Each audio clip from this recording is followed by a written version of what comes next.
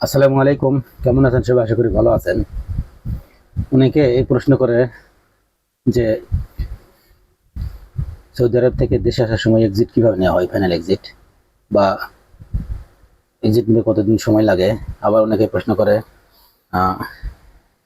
Exit নিলে বিদেশ মানে আবার এক্সিট নিয়ে দেশে ফেরত এসে আবার সৌদি আরবে যাওয়া যায় কি না, এরকম অনেকেই প্রশ্ন করে বা অনেকের মনে দ্বিধাদ্বন্দ্ব আছে। আজকে এই বিষয়ে আপনাদের মাঝে সম্পূর্ণ ক্লিয়ার করবো কীভাবে এক্সিট নিলে এক্সিট নিয়ে দেশে আসলে আবার ফিরে যেতে পারবেন, আর কীভাবে এক্সিট নিয়ে আসলে আর সৌদি আরবে যেতে পারবেন না।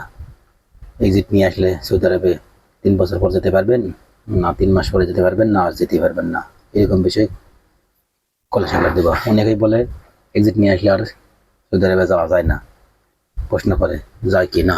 ঠিক আছে, অনেকেই বলে সৌদি আরবে এক্সিট নিয়ে সৌদি আরব থেকে আসার পরে আবার সৌদি আরবে যাওয়ার সময় এয়ারপোর্ট থেকে ঘুরে দিছে, এইরকম নানান প্রশ্ন করে মানুষ। আজকে সম্পূর্ণ খোলাসা করবো। তো অবশ্যই ভিডিওটি না দেখে পুরোপুরি, ভিডিওটি না টেনে পুরোপুরি দেখবেন এবং দেখে ভালো করে লাইক দিবেন এবং শেয়ার দিবেন যাতে অন্যান্য বন্ধুরা পায়। এবং আজকে আমার চ্যানেলে যারা নতুন তারা অবশ্যই চ্যানেলটি সাবস্ক্রাইব করে পাশে থাকবেন। তো চলুন কথা না বেড়ে মূল ভিডিওতে যাই। দেখেন, ফাইনাল এক্সিটের অনেক ধারণা আছে। কোথায় গিয়ে ফাইনাল এক্সিট নিতে হয় সেটা আপনাদের জানিয়ে দেব। তো সৌদি আরবে বিভিন্ন ধরনের লোক থাকে। যেমন হচ্ছে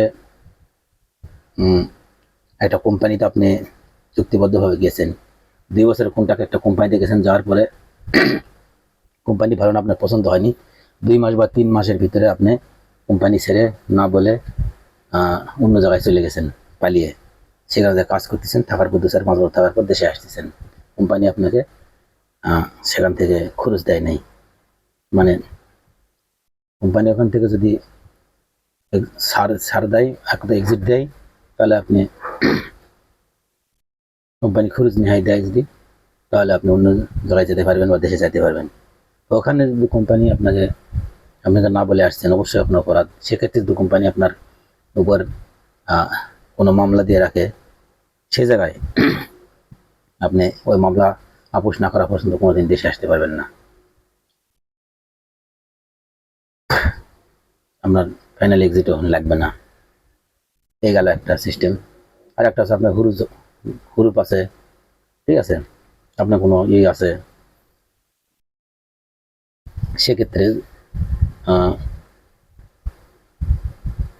এক্সিট নিয়ে আসলে অনেক ক্ষেত্রে যাওয়া যায় না।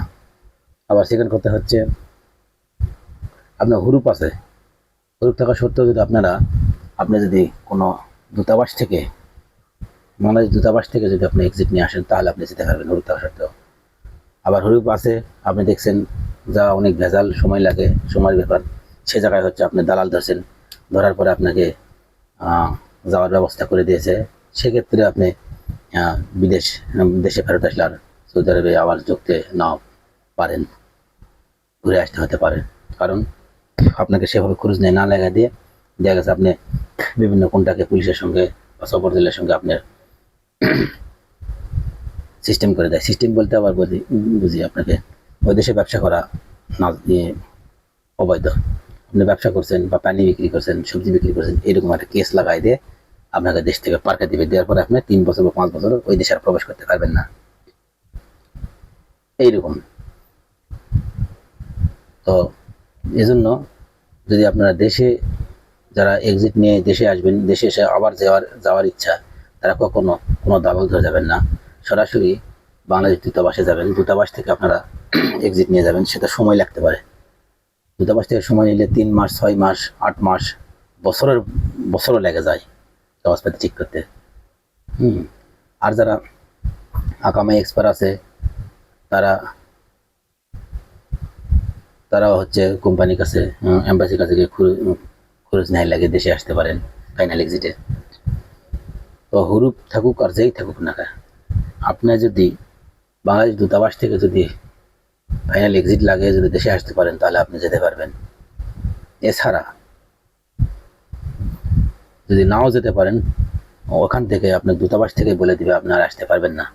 কিন্তু আপনার এক্সপার্ট হোক বা হুরুপ হোক, যেই হোক, আপনি কোনো দালাল, দ্বিতীয় মাধ্যম দ্বারা দালাল বা কোনো পুলিশের মাধ্যমে দেশে আসতে চান, যে সময় সংক্ষেপ, তাড়াতাড়ি দেশে যাব টাকা দিয়ে, সেই জায়গায় আপনারা সৌদি আরব থেকে আসবেন ঠিকই, কিন্তু যাওয়ার পারবেন না, তার 90% সম্ভাবনা যাওয়া পারবেন না।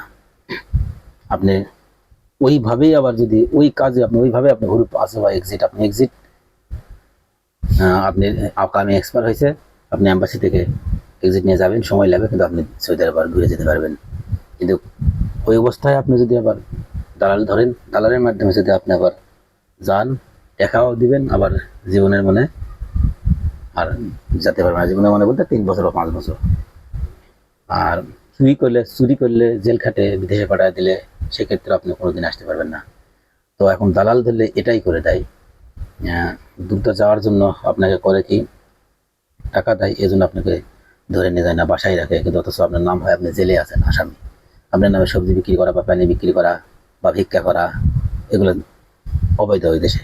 এগুলো একটা কেস দিয়ে আপনার নামে একবারে টিকিট কনফার্ম করে আপনাকে নিয়ে যায় এয়ারপোর্টে ছেড়ে দিবে, তখন আপনি চলে যাবেন, আর আসতে পারবেন না 5 বছর বা 3 বছর। এটাই হচ্ছে সিস্টেম। এছাড়া যারা যেভাবেই থাকেন না কেন, দেশে আসতে পারেন আর না পারেন, যেই অবস্থায় থাকেন না কেন, যত সমস্যা থাকেন না কেন, আপনারা অবশ্যই বাংলাদেশ দূতাবাসের কাছে যাবেন। রিয়াদে আছে, জেদ্দায় আছে, দাম্মাম আছে, দূতাবাসে গিয়ে যোগাযোগ করবেন। অবশ্যই দূতাবাসের মাধ্যমে আসলে অবশ্যই আপনারা আবার রিটার্ন যেতে পারবেন। তবে একটা সিস্টেম আছে, আপনাকে ফাইনাল এক্সিট দিয়েছে, ফাইনাল এক্সিটের মেয়াদ থাকে 2 মাস, তারিখ উল্লেখ করা থাকবে, এত তারিখের মধ্যে আপনাকে যেতে হবে। ওই তারিখের ভিতরে আপনি যদি ওই দেশ ত্যাগ করেন, তাহলে অবশ্যই আবার ঢুকতে পারবেন। যদি ওই তারিখ মিস করেন, তাহলে আপনার নামে জরিমানা হবে, আবার জেলে হতে পারে, আবার সঠিকভাবে আপনি দেশে ফেরত আসতে পারবেন না বা সঠিকভাবে যেতেও পারবেন না।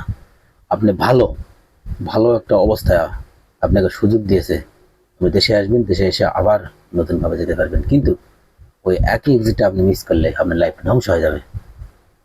কি করতে হবে, যে সময়টা আপনাকে দিবে এক্সিট 6 মাস পর বা 8 মাস ঘোরার পর, যদি আপনাকে ফাইনাল এক্সিট দেয়, যতই প্রবলেম থাকে না কেন, সব সমাধান করে আপনাকে ফাইনাল এক্সিট দিবে এবং তারিখ দিবে।